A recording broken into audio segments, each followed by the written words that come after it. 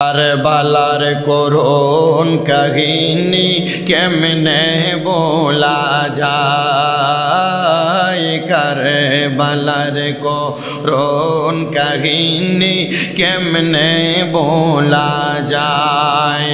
নবীর আওলাদ শহীদ করলো, নবীর আওলাদ শহীদ করলো নিষ্ঠুরে জিদায়।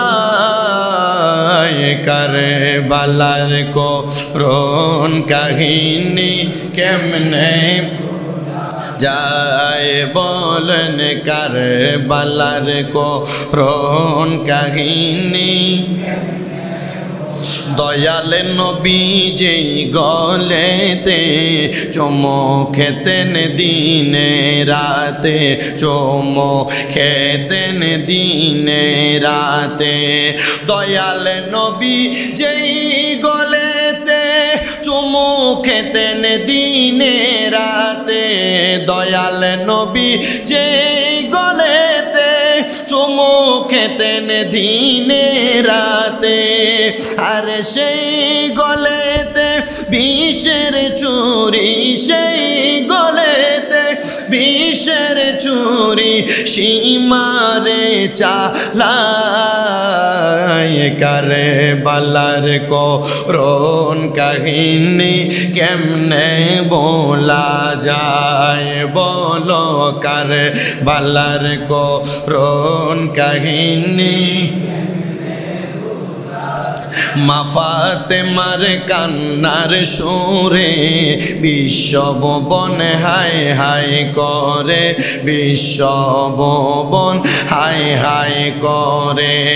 মা ফাতেমার কান্নার সুরে বিশ্বভুবন হায় হায় করে। কান্দেন নবী ও কাতরে, কান্দেন নবী ও কাতরে থাইকার আওয়াজায়। কারবালার করুণ কাহিনী কেমনে বলা যায় বলেন, কারবালার করুণ। মুসলিমের দুই অবুঝ ছেলে শিরি কাটাইল সেই দরজালে, শিরি কাটিল সেই দরজালে। সুকেতে ভানুবাসে আজ করে কে হারায়। কারবালার করুণ কাহিনী কেমনে যায় বলো, কারবালার করুণ কাহিনী। নবীর আওলাদ শহীদ করলো, নবীর আওলাদ শহীদ করলো নিষ্ঠুরে জিদায়। কারবালার করুণ কাহিনী যায়। আল্লাহুম্মা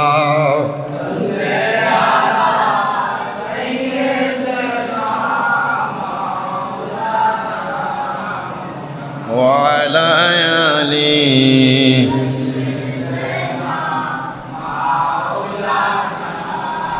লা ইলাহা ও লা ইলাহা ও লা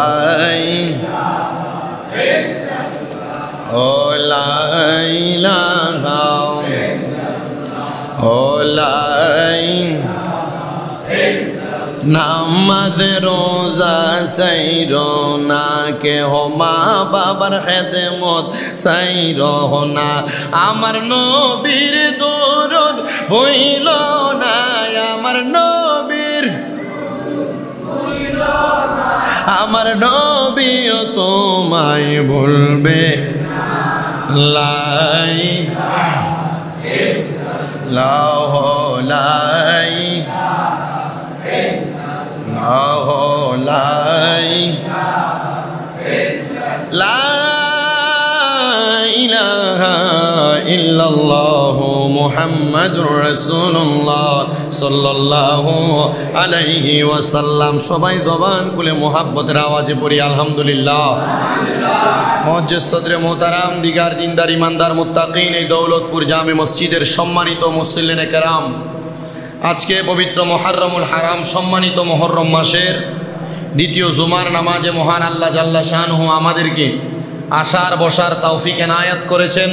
সে আল্লাহ তাআলার শুকরিয়া আদায় করে মুহাব্বতের আওয়াজে পড়ি আলহামদুলিল্লাহ। উপস্থিত হাজিরিন, গত জুমায় আমরা মহান আল্লাহ তাআলার কোরআনুল করিম এবং রসুল পাকের হাদিসে মুবারাকা থেকে প্রথমে আশুরার ফজিলত বরকতের বয়ান করেছিলাম, তারপর আমরা প্রতিবেশীর হকের বয়ান করেছিলাম। যেহেতু 2 দিন পরে আশুরার 10 তারিখ, মুহররম মাসের 10 তারিখ, আমি আপনাদের কাছে এই মুহররম মাসের 10 তারিখের সবচাইতে স্মরণীয়, সবচাইতে মুসলমানের কলিজায় দাগ কাটা যে ঘটনা, শহাদায়ে কেরাম, নবীর আহলে বায়াত বংশধরের বয়ান ধারাবাহিকতায় এখন করার চেষ্টা করব। তবে তার আগে আমাদের প্রত্যেকের জেনে নেওয়া উচিত আশুরার দিন কেন সম্মানিত, আর এই দিনকে আশুরা কেন বলা হয়। আশুরা শব্দটি আশিরুন থেকে আগত, যার অর্থ হলো দশম। যার অর্থ কি? দশম, মানে 10তম দিন। আর এই দিনে আল্লাহ তাআলা মহিমান্বিত বড় বড় অনেকগুলো ঘটনা ঘটাইছেন। এর মধ্যে 1 নাম্বার, হযরতে আদম আলাইহিস সালাতু ওয়াস সালামের তওবা কবুল করেছিলেন আল্লাহ তাআলা আশুরার দিনে। জোরে পড়ি সুবহানাল্লাহ। 2 নাম্বার, হযরতে ইদ্রিস আলাইহিস সালাতু ওয়াস সালামকে আল্লাহ তাআলা যেই দিন দুনিয়া থেকে জীবিত অবস্থায় চতুর্থ আসমানে তুলে নিয়ে রাখছেন, এই দিন আশুরার 10 তারিখের দিন। 3 নাম্বার, হযরতে নূহ আলাইহিস সালাতু ওয়াস সালামের নৌকা যখন প্লাবনের মধ্যে ভাসতেছিল, যদি পাহাড়ের সাথে যেই দিন এই নৌকাকে আটকায় আল্লাহ মুক্তি দিয়েছেন, এই দিন আশুরার 10 তারিখের দিন। 4 নাম্বার, হযরতে ইব্রাহিম আলাইহিস সালাতু ওয়াস সালাম জন্মগ্রহণ করেছিলেন আশুরার 10 তারিখ, এবং ইব্রাহিম আলাইহিস সালাতু ওয়াস সালামকে খলিলুল্লাহ, আল্লাহর বন্ধু উপাধি দিয়েছিলেন এই আশুরার 10 তারিখ। এবং নমরুদের আগুন থেকে যে রক্ষা করেছিলেন আল্লাহ, সেই দিনও হচ্ছে আশুরার 10 তারিখ। জোরে সরি পড়ি সুবহানাল্লাহ। শুধু তাই নয়, 5 নাম্বার, এই দিনে আল্লাহ তাআলা হযরতে দাউদ আলাইহিস সালাতু ওয়াস সালামকে আল্লাহ তাআলা দাউদ আলাইহিস সালাতু ওয়াস সালামের তওবা কবুল করেছিলেন, এবং তার সাথে হযরত সুলাইমান আলাইহিস সালাতু ওয়াস সালামের কাছ থেকে আল্লাহ একদিন ওনার রাজত্ব ছিনিয়ে নিয়েছিলেন। আবার এই রাজত্ব সুলাইমান নবীকে যেদিন দান করছে, এদিনও আশুরার 10 তারিখের দিন। সুবহানাল্লাহ, জোরে পড়েন না। 6 নাম্বার, হযরত আইয়ুব আলাইহিস সালাতু ওয়াস সালামের একটা কঠিন রোগ দিয়েছিলেন আল্লাহ পরীক্ষা স্বরূপ। শরীরের মধ্যে কিরায় ধরে গেছিল, পোকা ছিল কিরাগুলোর মধ্যে। আইয়ুব আলাইহিস সালাতু ওয়াস সালামকে যেই দিন আল্লাহ তাআলা এই রোগ থেকে মুক্তি দিয়েছেন, এই দিন আশুরার 10 তারিখের দিন। হযরতে মূসা আলাইহিস সালাতু ওয়াস সালামকে ওনার আম্মা জান জন্মের পরে বাঁচায় রাখতেও কষ্ট হয়েছিল, তো মূসা নবীর মা ওনাকে নদীর পানির মধ্যে ভাসায় দিছে। তো মূসা আলাইহিস সালাতু ওয়াস সালামকে নদীর পানি থেকে ডুইবা যাওয়া থেকে যেদিন আল্লাহ বাঁচাইছেন, এই দিন আশুরার 10 তারিখ, মুহররম মাসের 10 তারিখ। জোরে কোন সুবহানাল্লাহ। শুধু তাই নয়, এই আশুরার 10 তারিখে ইউনুস আলাইহিস সালাতু ওয়াস সালাম রে যে মাছে খাইয়া ফেলছিলেন, ইউনুস নবী দোয়া করছিলেন, লা ইলাহা ইল্লা আনতা সুবহানাকা ইন্নী কুনতু মিনাজ। এই দোয়া করার কারণে আল্লাহ তাআলা ইউনুস নবীরে মাছের পেট থেকে বাহির করে মুক্তি দিছে আশুরার 10 তারিখে। মারহাবা। আল্লাহ তাআলা শুধু ইউনুস নবীকে মুক্তি দেন নাই, হযরত ঈসা আলাইহিস সালাতু ওয়াস সালামকে যে আসমানে উঠিয়ে নিয়েছিলেন আল্লাহ তাআলা, এটাও মুহররমের 10 তারিখ। মারহাবা। এবং হযরতে ঈসা আলাইহিস সালাতু ওয়াস সালামের পরবর্তী আর অনেকগুলা ঘটনা আল্লাহ এই আশুরার 10 তারিখে ঘটাইছেন। কিন্তু তার পাশাপাশি এই আশুরার 10 তারিখ, মুহররম মাসের 10 তারিখ, নবীজির কলিজার টুকরা নবী নন্দিনী হযরতে খাতুনে জান্নাত মা ফাতেমাতুজ জাহরা রাদিয়াল্লাহু তাআলা আনহার কলিজার টুকরা 2টা সন্তান, যাদের ব্যাপারে আমার নবী বলেছেন, আল হাসান ওয়াল হুসাইনু সাইয়্যিদা শাবাবি আহলিল জান্নাহ। হাসান হুসাইন জান্নাতের যুবকদের সরদার। যে হাসান হুসাইনের আম্মা জান খাতুনে জান্নাত ফাতেমাতুজ জাহরা রাদিয়াল্লাহু তাআলা আনহা, উনি হচ্ছে আল ফাতেমাতু সাইয়্যিদাতুন নিসাই আহলিল জান্নাহ, জান্নাতের মহিলাদের সরদারিনী। যে হাসান হুসাইনের বাবা হযরত আলী কাররামাল্লাহু ওয়াজহু, যে আলী কাররামাল্লাহু ওয়াজহু হচ্ছেন, আল্লাহর নবী বলেছেন আনা মাদিনাতুল ইলমি ওয়া আলিয়ুন বাবুহা, আমি ইলমের শহর, হযরত আলী সেই শহরের দরজা।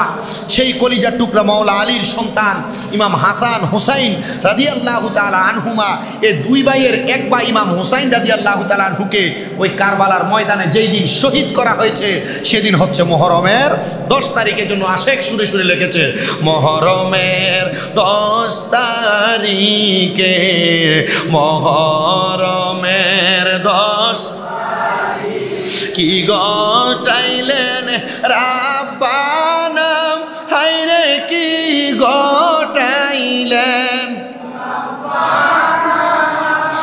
কলিজা ফাটিয়া যায় গো, শুনিলে তার ঘটনা।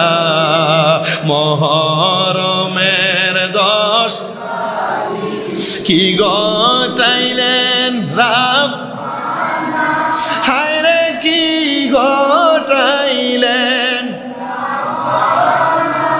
কলিজা ফাটিয়া যায় গো, শুনিলে তার ঘটনা। হাসান শহীদ জহরেতে, হোসেন শহীদ কারবালায়, হায়রে হোসেন শহীদ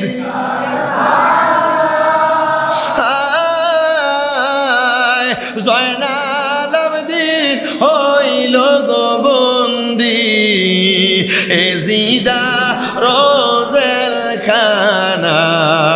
মুহররমের কি গটাইলেন রাব্বানা, হায়রে কি গটাইলেন কলিজা ফাটিয়া যায় গো, শুনিলে তার ঘটনা।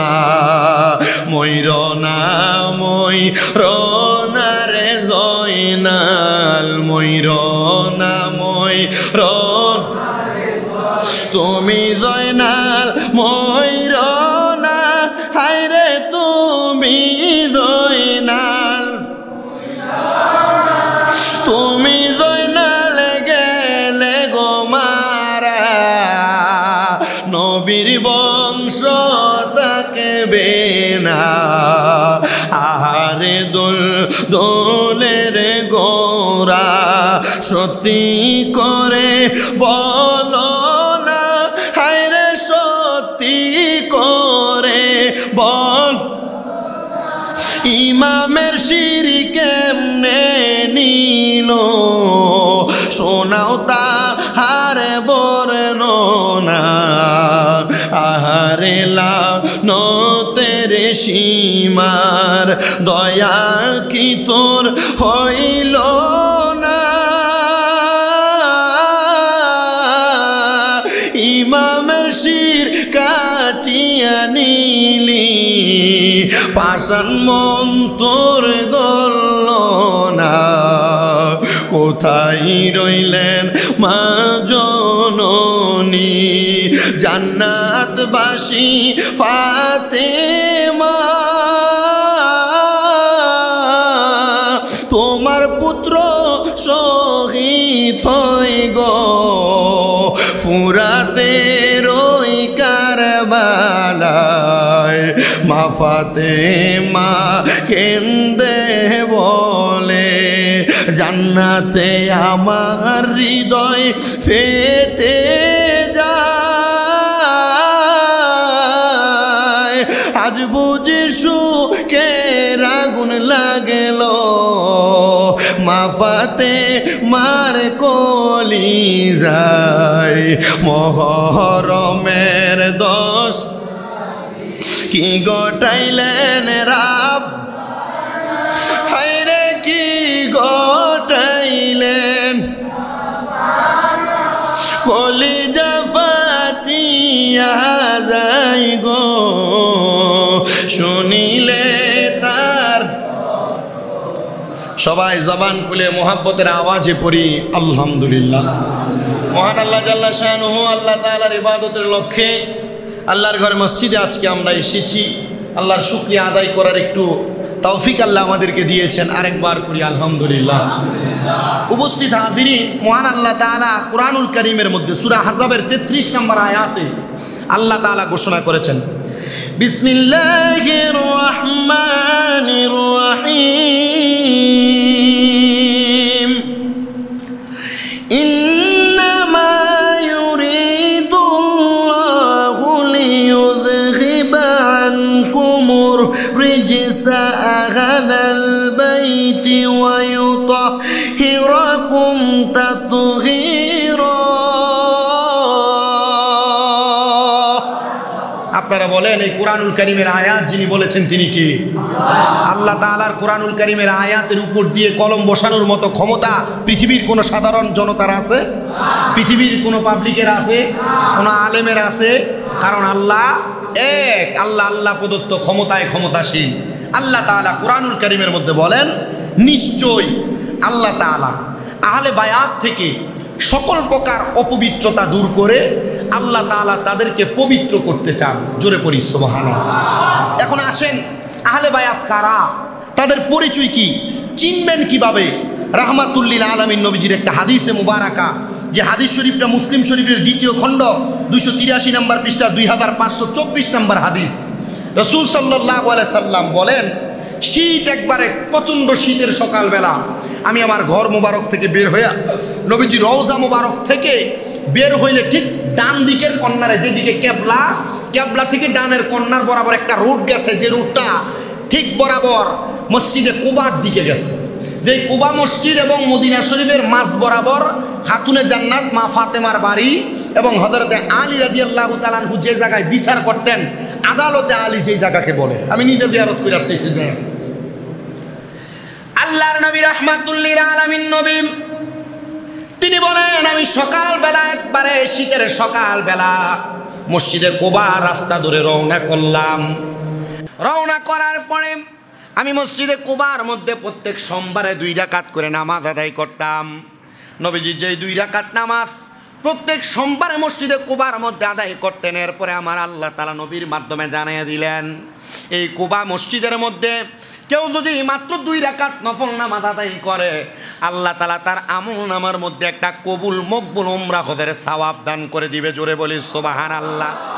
নবী আমার ডাক দিয়ে বলে, জগতের আমার উম্মতের দলেরা, আমি নবী রওনা করলাম কুবা মসজিদে 2 রাকাত নামাজ আদায় করে আমি নবীজি যখন মদিনার দিকে রওনা করে চলে আসব, আমি নবীজির মনের মধ্যে আমার কলিজার টুকরা কন্যা খাতুনে জান্নাত ফাতেমাতুজ জহরার জন্য আমার মনে একটু মায়া লাগা গেল। নবী আমার ডাক দিয়া বলে, আমার শুধু ফাতেমার জন্য মায়া লাগে নাই, আমি দয়াল নবীজির কলিজার টুকরা 2 জন নাতি হযরত ইমাম হাসান রাদিয়াল্লাহু তাআলা আনহু, ইমাম হুসাইন রাদিয়াল্লাহু তাআলা আনহুর জন্য আমার মনের মধ্যে একটু মায়া লাগলো। রহমতের নবী বলেন, উম্মত আমার, আমি রওনা করলাম মসজিদে নববীর আগে আমি নবী খাতুনে জান্নাতের ঘরের দরজার মধ্যে গেলাম। আমি যে সেখানে সালাম প্রদান করলাম, আসসালামু আলাইকুম ওয়া রাহমাতুল্লাহ বলে। সালাম দেওয়ার সাথে সাথে খাতুনে জান্নাত ফাতেমাতুজ জহরা আমার জন্য ঘরের দরজাটা খুলে দিয়া হালা ওয়া সাহালান মারহাবান বলে স্বাগতম জানাইলেন। আমি সেই ঘরের মধ্যে প্রবেশ কইলাম। আমি আমার খাতুনে জান্নাত ফাতেমাকে আমার সামনে ডাক দিলাম, হযরত আলী কাররামাল্লাহু ওয়াজহুকে আমার সামনে ডাক দিলাম। আমি ডাক দেওয়ার সাথে সাথে আমার ফাতেমা এবং মৌলা আলী আমার সামনে আগমন করলেন। নবী আমার বলে, আগমন করার সাথে সাথে আমি কি করলাম জানো? মিরতুম মুরাহালুন مرحل من شعر أسود فجاء الحسن بن علي فدخله ثم جاء الحسين بن حسين فدخله معه ثم جاءت فاطمة فدخلها ثم جاء علي فدخله ثم قال إنما يريد الله ليذهب عنكم الرجس أهل البيت ويطهركم تطهيرا। আমি আমার ওই চাদরের নিচে ডাক দিলাম, ও হযরত ইমাম হাসান রাদিয়াল্লাহু তাআলা আনহু, আমার এই কালো রঙের চাদরের নিচে তুমি প্রবেশ করো। নবী বলেন আমি ডাক দিলাম, ও হযরত ইমাম হোসেন রাদিয়াল্লাহু তাআলা আনহু, তুমি আমার এই চাদরের নিচে প্রবেশ করো। মাঝখানে আমার দয়াল নবী ইমাম হাসান ইমাম হোসেন রাদিয়াল্লাহু তাআলা আনহুমা। আল্লাহর নবী বলেন আমি ডাক দিলাম, ও আলী গো ফাতেমা, তোমরা আমার চাদরের নিচে প্রবেশ করো। এবার আমি আমার আল্লাহর কাছে হাত তুলে দোয়া করলাম, আল্লাহুম্মা হাউলাই আহলু বাইতি, আল্লাহ আপনি এদেরকে কবুল করেন, এরা হলো আমার আহলে বায়াত। আমি নবী আল্লাহর কাছে দোয়া করতে দেরি গো, আমার আল্লাহর সাথে সাথে আয়াত নাযিল করে দিয়েছে। বন্ধু আমার, হাবিব আমার, দোস্ত আমার, আপনার যারা বংশধর, আপনার যারা আহলে বায়াত, আমি আল্লাহ তাআলা এদের থেকে সকল প্রকার অপবিত্রতা দূর করে দিয়েছে। বলেন সুবহানাল্লাহ। শুধু অপবিত্রতা দূর করে নাই রে আমার মুসল্লিরা, আল্লাহর নবী বলেছে আমার আহলে বায়াত হলো নূহ আলাইহিস সালাতু ওয়াস সালামের নৌকার মতো। নূহ নবীর জামানায় প্লাবন হওয়ার কারণে যারা যারা নূহ নবীর নৌকার মধ্যে উঠেছে তারা বেঁচে গেছে, যারা উঠে নাই তারা বাঁচে নাই। আমার উম্মতের মধ্যে যারা যারা আমার আহলে বায়াতকে ভালোবাসবে, ইমাম হাসান আর হোসেনকে ভালোবাসবে, আমি নবী ঘোষণা করে দিলাম এরা নূহ নবীর নৌকার মতো তারা বেঁচে যাবে, তারা মুক্তি পেয়ে যাবে। আমার আহলে বায়াতের মোহাব্বতের কারণে, ভালোবাসার কারণে আল্লাহ তাদেরকে জান্নাত প্রদান করবে। জোরে সরে পড়ি সুবহানাল্লাহ। নবী আমার মনে দুনিয়ার মানুষ শুধু তাই নয়, আল্লাহর নবীর মুসনাদে আহমদের মিশকাতুল মাসাবির 573 নম্বর পৃষ্ঠার মধ্যে একটা হাদিস বর্ণনা। আল্লাহর নবীজির প্রখ্যাত সাহাবী হযরত আব্দুল্লাহ ইবনে ওমর রাদিয়াল্লাহু তাআলা আনহু বলে, আমি একবার ইরাকের জমিনে সফরে যাওয়ার কারণে ইরাকের মানুষ আইসা আমার হজের মাসালা জিজ্ঞাসা করছে। হজের মাসালা একটা আইসা আমার জিগায়, ও হুজুর আপনার কাছে জানতে চাই, আমাদের সাথেরই একজন মানুষ তিনি হজ করতে যাইয়া তিনি একটা মাছি মেরে ফেলছে। হজের এহরাম যারা পরে, এহরাম পরার পরে একটা মশা মারা যাবে না, একটা মাছি মারা যাবে না। যদি কেউ একটা মশা, মাছি অথবা একটা পিঁপড়ো মারে হজের এহরাম পরা অবস্থায়, তাহলে তার একটা দুম দেওয়া লাগবে, মানে পশু জবাই করা লাগবে। এবার ইরাকবাসী প্রশ্ন করে, ও আব্দুল্লাহ ইবনে ওমর আপনার কাছে জানতে চায়, আমাদের সাথের একজন একটা মশা মেরে ফেলছে, একটা মাছি মেরে ফেলছে। আব্দুল্লাহ ইবনে ওমর চোখের পানিগুলা ছাইরা দিয়া কান্দে আর ডাক দিয়া কয়, এই ইরাকবাসীরা তোমরা আমার কাছে মাছি মারার মাসালার ব্যাপারে জানতে আসছো, অথচ তোমার ইরাকের মানুষেরা আমার কলিজার টুকরা নবীজির নাতিরে তারা জবাই করে মারছে। এরে মানুষ, নবীজি যাদেরকে বলেছে হযরত ইমাম হাসান আর হোসেন হলো আমি নবীর কাছে জান্নাতের দুনিয়ার ফুল, তাহলে হাসান হোসেন রে নবী যদি জান্নাতের দুনিয়ার ফুল বলে, নবী কয় শুনো, মান আহাব্বানি ফাকাদ আহাব্বানি, তাদেরকে যারা ভালোবাসবে তারা যেন আমি নবীরে ভালোবাসে। ওমান আবগাদানি ফাকাদ আবগাদানি, তাদেরকে যারা ঘৃণা করবে তারা যেন আমি নবীরে ঘৃণা করে। তাহলে হাসান হোসেনরে ভালোবাসলে নবীর ভালোবাসা হইয়া যায়। ইরাকের যেই মানুষগুলা হযরতে নবীজির নাতিরে মাইরা মাছি মারার মাসালার ব্যাপারে জানতে আসে, এরা নবীর নাতির মর্যাদা বুঝে নাই, নবীর নাতির মর্যাদা বুঝে নাই, নবীর নাতির মর্যাদা বুঝে নাই রে দুনিয়ার মানুষের দলেরা। আল্লাহর নবী রাহমাতুল লিল আলামিন নবীর ওই নাতিদের ব্যাপারে মুহররম মাস আসলে আমরা আহলে সুন্নাত ওয়াল জামাতের মানুষ যদি মুহররমের মাহফিল করি, আশুরার মাহফিল করি, কারবালার মাহফিল করি, এমন অনেক দুষ্ট বেঈমান মুনাফিকরা আমাদেরকে বন্ড বলে গালি দেয়, বেদাতি বলে গালি দেয়। শুনো, যারা বন্ড বলে বেদাতি বলে এদের ভিতরে বিবেক বলতে কোনো কিছু নাই। এরা জানে না যেই নাতিদেরকে কষ্ট দিয়া নামাজ পড়লে নামাজ হবে না। এরা জানে না নবীজির যেই কন্যার ব্যাপারে বাজে মন্তব্য করলে নামাজ যদি পড়ে নামাজ হবে না। নবীর আহলে বায়াতরে কষ্ট দিয়া রোজা রাখলে রোজা হবে না। নবীর বংশধররে কষ্ট দিয়া যত রকমের ইবাদত করে ইবাদত কবুল হবে না। আল্লাহর নবী বলে, কেউ যদি দুনিয়ার জমিনের মধ্যে আমার বংশধরদেরকে কষ্ট দিয়া কবরে যায়, আমি নবীর সামনে যদি তাদেরকে দাঁড় করানো হয়, আমি নবী তাদের চেহারার দিকে ফিরা তাকাবো না, ফিরা তাকাবো না। নবী আমার আর একটা হাদিসে মুবারাকা বলেছে, এই হাদিস তিরমিজি শরীফের 219 নম্বর পৃষ্ঠার 3788 নম্বর হাদিস। আল্লাহর নবী ডাক দিয়া কয়, আমার উম্মতের দলের আরে আমি নবী তোমাদের কাছে দুইটা জিনিস রাইখা যাচ্ছি, দুইটা জিনিস। এর মধ্যে একটা হলো আল্লাহ তাআলার কোরআন, আর একটা হলো আমার ইতরাত মানে আমার আহলে বায়াত। মনে রাখবা, এদেরকে যারা মুহাব্বত করবে ভালোবাসবে আমি নবী রাহমাতুল লিল আলামিন নবী তাদেরকে যারা জান্নাতের মধ্যে প্রবেশ করব না আমার নবী বলে তোমরা এই দুইটা থেকে বিচ্ছিন্ন হইবা না কোরআনকে আঁকড়ে ধরবা আমার আহলে বায়াতকে আঁকড়ে ধরবা আহলে বায়াতকে ভালোবাসবা আমরা যারা সুন্নি দাবি করি আমরা মুহররম মাস আসলে শুহাদায়ে কারবালারে স্মরণ কইরা একটু মিলাদের ইন্তজাম করি আমরা বিশ্বাস করি গো আহলে বায়াতের মুহাব্বতে তাদেরকে স্মরণ করে দোয়া দুরূদ পড়লে কোরআন খতম করলে এগুলার মাধ্যমে আল্লাহ তাআলা আমাদেরকে নাজাত প্রদান করবে তবে মুসলমান মনে রাখতে হবে শুধু মিলাদ মুহররম নিয়ে পড়ে থাকলেও চলবে না এটার পাশাপাশি নিজেকে 5 ওয়াক্ত নামাজি হওয়া লাগবে কারণ কারবালার কুরবানি স্মরণ করো প্রাণ ভরে সকলে নামাজ পড়ো ডক্টর আহমদ পেয়ারা বাগদাদি হুজুর কেবলা কথায় কথায় এই বাণীটা প্রচার করেছে কারবালার কুরবানি এমনি হয় নাই হযরত ইমাম হুসাইন রাদিয়াল্লাহু তাআলা আনহু ইমাম আলী মাকাম কারবালার ময়দানে যখন শহীদ হয়ে যায় ওই কারবালার ময়দানে ইমামের বুকের মধ্যে তীর মারছে 22টা তীর মারছে ইমাম হুসাইন রাদিয়াল্লাহু তাআলা আনহুর ওই তীরের আঘাত তরবারির আঘাতের পরে ওই শিমন নামক লোকটা ওনার পিঠের মধ্যে উইঠা বসছে ইমাম হুসাইন বলছে আমার গলার মধ্যে তারা কতবার তরবারি দিয়ে আঘাত করছে তরবারি তাদের হাত থেকে পড়ে যায় তরবারি দিয়ে আমি ইমাম হুসাইনের গলা তারা কাটতে পারে না আমি জিজ্ঞাসা করছি কারণটা কি জানো এই গলার মধ্যে তরবারি দিয়ে কাটতে পারবা না এই গলার মধ্যে রাহমাতুল লিল আলামিন দিনে রাইতে চুম্বন করছে যে গলায় চুমু খেতেন আল্লাহর হাবিব নবী মুস্তাফাই কিভাবে সেই গলাতে বিষের ছুরি শিমরে চালাই হে হোসেন নবীজির আওলাদ সালাম জানাই মোরা তোমায় সালাম জানাই মোরা তোমায় বলেন সালাম জানাই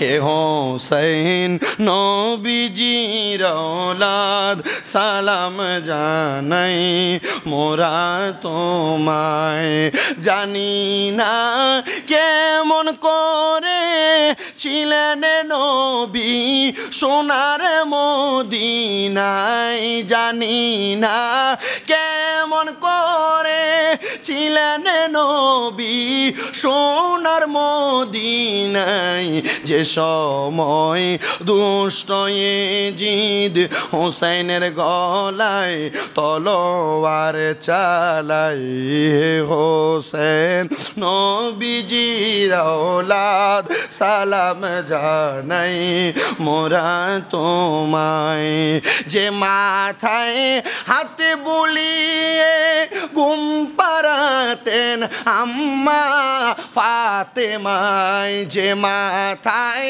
হাতে বুলিয়ে ঘুম পাড়াতেন আম্মা ফাতেমায় কিভাবে সেই মাথাকে নীল তারা তীরেরও আগায় হে হজির আওলাদ সালাম জানাই মোরা তোমায় আল্লাহুম্মা সাল্লি আলা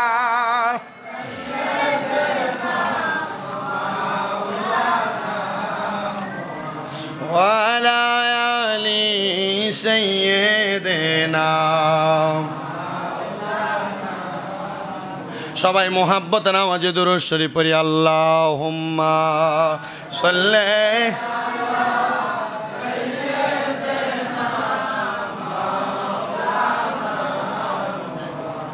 ওয়ালা আলি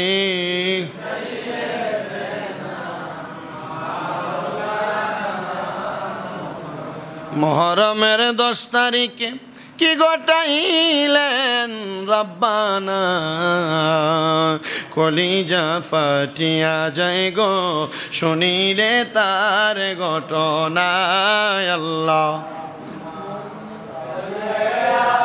সব খালি হইছে মানুষের তাই লইতেন ঘুরে নাম নেই নিজেরা করন জানা কিছু ওয়ালা আলি سيدنا আমার মুসলমান ইমানদারেরা মনোযোগ দিবেন।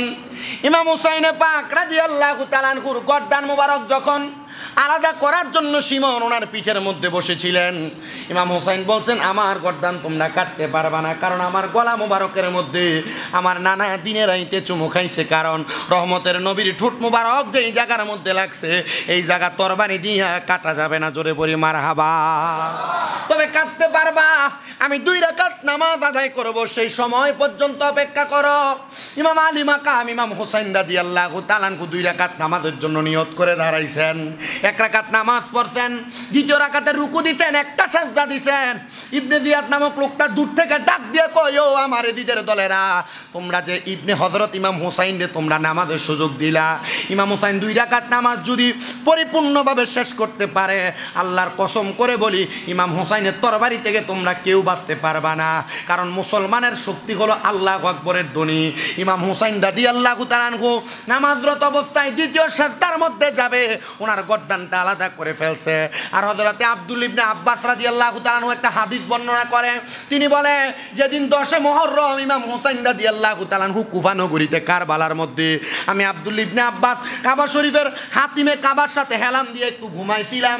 আসরের নামাজের পরবর্তী সময়ে আমি তাকায়া দেখলাম আমার নবীজির মাথার মধ্যে কোনো টুপি নাই, আমার নবীজির বাবরির চুলগুলো এলোমেলো দেখা যায়, নবীজির ঠোঁট মোবারকের মধ্যে ধুলাবালি আর রক্ত দেখা যায়, আমার নবীজির হাতের মধ্যে একটা পেয়ালা। জিজ্ঞাসা করলাম, ইয়া রাসূলুল্লাহ, ইয়া হাবিবাল্লাহ, হে আপনি নবীর মুখমণ্ডল, আপনি নবীর ঠোঁট মোবারকের মধ্যে কেন ধুলাবালি দেখা যায়? আমার নবীজি আমি আব্দুল ইবনে আব্বাসকে বলেছে, এরে আব্দুল ইবনে আব্বাস, কেন ধুলাবালি দেখা যায়, কেন রক্ত মোবারক দেখা যায় জানোনি? কারণটা হইল এই মুহূর্তে কারবালার ময়দানের মধ্যে আমার ইমামের গর্দান আলাদা করে দিয়েছে। আমি নবীজি যে ইমামের ঠোঁটের মধ্যে গলার মধ্যে চুম্বন করতাম, আমি রহমাতুল লিল আলামিন নবী রওজা মুবারক থেকে ইমাম হুসাইনের ঠোঁট মুবারকের মধ্যে চুম্বন করেছি। এই জন্য ইমামের দুলো মাখাওয়ালা ঠোঁটের দুলাবালিগুলা আমি নবীজির মুখে দেখা যায়। ইয়া রাসূলুল্লাহ, ও মায়ার নবী, আপনার হাতের মধ্যে একটা পেয়ালা দেখা যায়, এই পেয়ালাটা কিসের পেয়ালা আপনি নবী একবার বলেন না? নবী আমার ডাক দিয়া কয়, ও আব্দুল ইবনে আব্বাস, এই পেয়ালার মধ্যে ইমাম হুসাইনের রক্ত মুবারকগুলা আমি নবী কাছে কাছে এমনভাবে নিতেছি, কারণ আমার আল্লাহ তাআলা আমি নবীকে ওয়াদা করেছে, আমি নবীকে বলেছে ইমাম হুসাইন কারবালার ময়দানে শহীদ হয়ে গেলে উনার যত ফোঁটা রক্ত মুবারক মাটির মধ্যে পড়বে, প্রত্যেক ফোঁটা রক্ত মুবারকের বিনিময়ে আমি নবীজির লক্ষ লক্ষ কোটি কোটি গুনাহগার উম্মতরে আমার আল্লাহ মুক্তি দান করবে। জোরে পড়ি সুবহানাল্লাহ।